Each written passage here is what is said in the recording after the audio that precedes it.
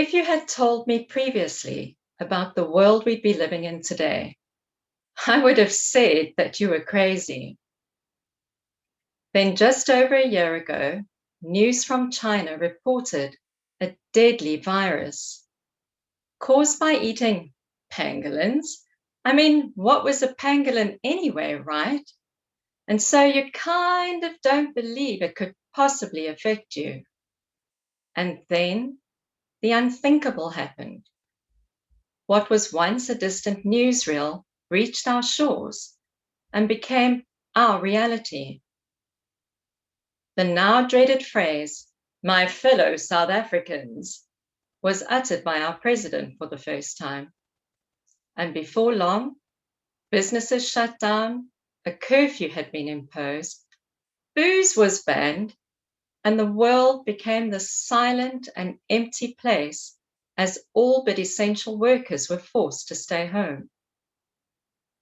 It's hard to imagine we'd be living in a time where physical affection would be a thing of the past and where everyone would be viewed with suspicion.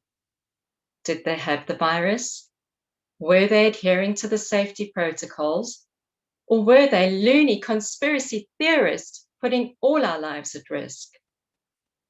COVID was doing much to drive us all apart. But interestingly, it was also steering me into community. My first lockdown community experience happened with my neighbors. Our WhatsApp social group saw an increase in texting traffic, as I think we all just felt a need to connect with those people we knew were just outside our front doors.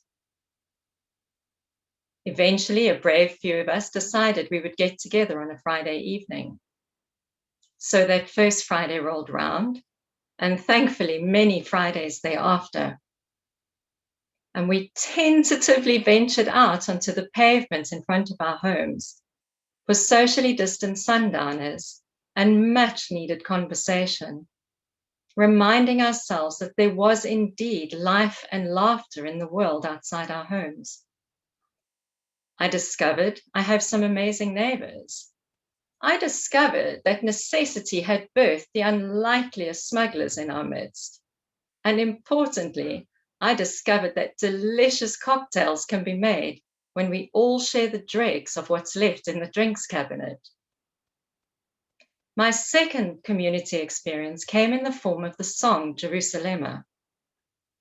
I was incredibly touched and more than a little patriotically proud to see how one homegrown South African song could sweep across the world and bring people together. I'm not entirely sure how many of us understood the lyrics, but for me, it was a song that seemed to resonate with people's hearts. It became a beacon of hope and joy and light in what was otherwise a very dark world. I still get a lump in my throat every time I hear the song, as I remember how it brought groups of essential workers together, as everyone took on that Jerusalem challenge. Hey, it even got these two left feet dancing. From caregivers to management and everyone in between, Jerusalem brought us together during a very difficult time at work and gave us temporary respite from the horrors of COVID.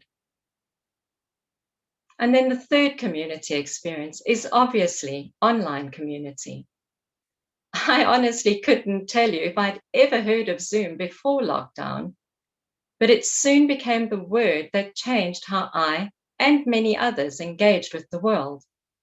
It was Zoom meetings, Zoom conferences, Zoom training, Zoom church, Zoom home group, and even a Zoom party or two.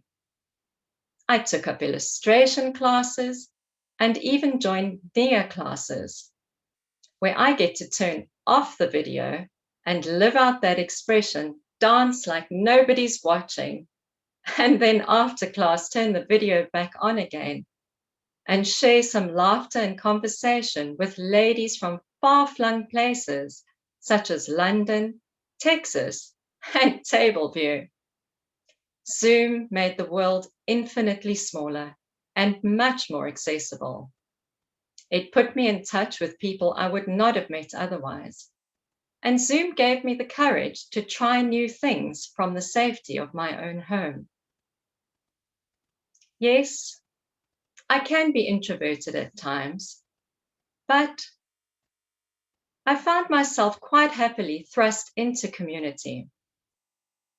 And though I'm the girl that would likely choose a good book over a social gathering most times, this COVID season has really put things into perspective for me. And I've come to see that we need each other so much more than we realize. Life is infinitely better when we are connected to each other. Community can be found in simple acts such as sundowners on the pavement with your neighbors, in dancing communally to a great song, or in exploring the creative wonders of the modern online social platform. COVID and lockdown has done so much to separate us. But through it all, I have learned that even though we are being isolated, we most certainly do not have to be alone.